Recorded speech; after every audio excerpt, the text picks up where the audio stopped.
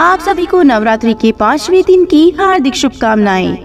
जयकारा माता रानी का। या देवी सर्वभूतेषु स्कंदमाता रूपेण संस्थिता नमस्तस्यै नमस्तस्यै नमस्तस्यै नमो नमः। नवरात्रि के 5वें दिन माँ दुर्गा के 5वें विग्रह यानी 5वें स्वरूप देवी स्कंदमाता की पूजा करते हैं। माँ स्कंदमाता ममतामयी और वात्सल्य भाव से पूर्ण है। उनकी गोद में 6 मुख वाले स्कंद कुमार विराजमान है। स्कंद कुमार भगवान कार्तिकेय है।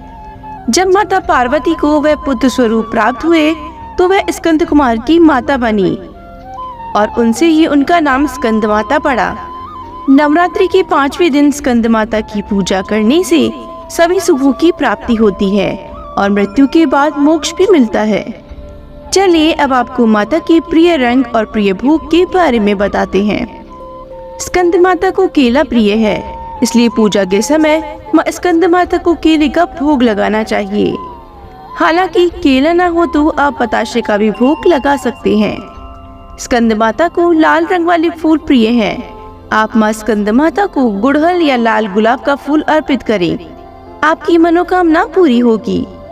पूजा करते समय माता के किन मंत्रों का उच्चारण करना चाहिए, चलिए अब आपको बताते हैं। पहला मंत्र, सिंहासन गता नित्यम पद्मश्री कर्तव्या शुभादास्तु सदा देवी स्कंद माता यशस्विनी। दूसरा मंत्र, ओम देवी स्कंद माताये नमः।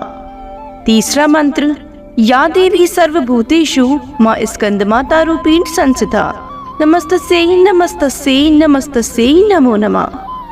चलिए अब आपको माता स्कंद माता की पूजा विधि के बारे में बताते हैं। आप प्रातः स्नान के बाद माता स्कंद माता को स्मरण करके उनकी मूर्ति या तस्वीर पर लाल फूल, अक्षत, सिंदूर, धूप, दीप, गंध आदि अर्पित करें। इस दौरान माँ स्कंद माता की मंत्र का उच्चारण शुद्धता से करें।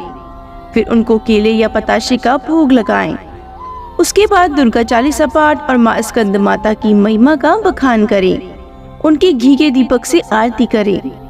जो लोग संतान की प्राप्ति के लिए माँ स्कंद माता की पूजा कर रहे हैं, उनको माता से अपनी मनोकामना व्यक्त करते हुए उनका भजन कीर्तन करना चाहिए, ताकि उनके आशीर्वाद से आपके घर में खुशियाँ आए। चलिए अब आपको स्कंद माता की एक बड़ी ही रोचक कथा सुनाते हैं। ओम देवी स्कंद माताये नमः।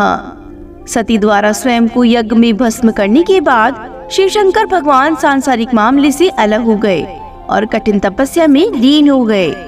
उसी समय देवतागण तारकासुर के अत्याचारों से कष्ट भोग रहे थे। तारकासुर को वरदान प्राप्त था कि केवल भगवान शिव की संतान ही उनका वध कर सकती है। बिना सती के शिव की संतान नहीं हो सकती थी। यह सोचकर देवता भगवान विष्णु के पास मदद के लिए गए, लेकिन विष्णु जी ने उनसे कहा, इस स्थिति के लिए आप स्वयं ही जिम्मेदार हैं। अगर आप सब दक्ष प्रजापति के यज्ञ में भगवान शिव के बिना उपस्थित नहीं होते तो सती को अपना शरीर नहीं छोड़ना पड़ता।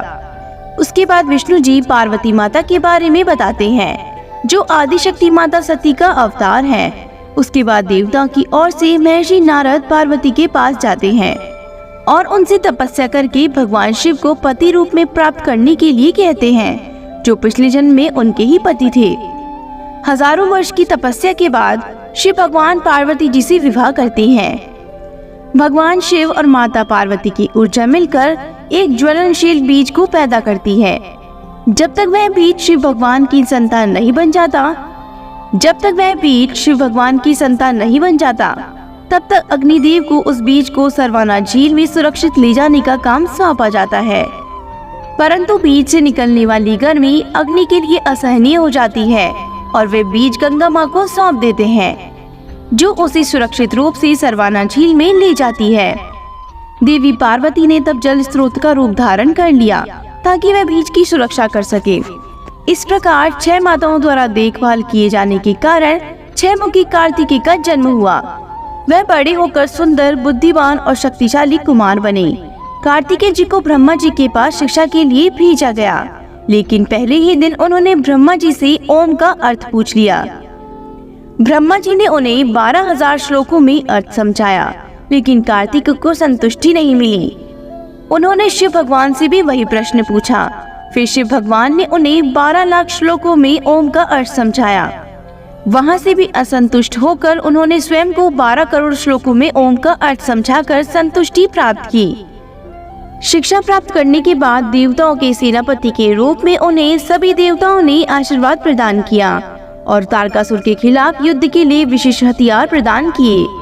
कार्तिकेय भगवान ने तारकासुर को एक भयंकर युद्ध में मार डाला। इस प्रकार माँ स्कंद माता को एक सर्वश्रेष्ठ बालक की माता के रूप में पूजा जाता है। इनकी पूजा करने से भगवान कार्तिकेय की पूजा स्वचालित रूप से हो जाती है, क्योंकि वह अपनी माँ की गोद में विराजती है। इनकी पूजा से सुख शांति समृद्धि और मोक्ष की प्राप्ति होती है। बोलो माता स्कंद माता की जय हो। स्कंद माता सब पे अपनी कृपा बनाए रखे।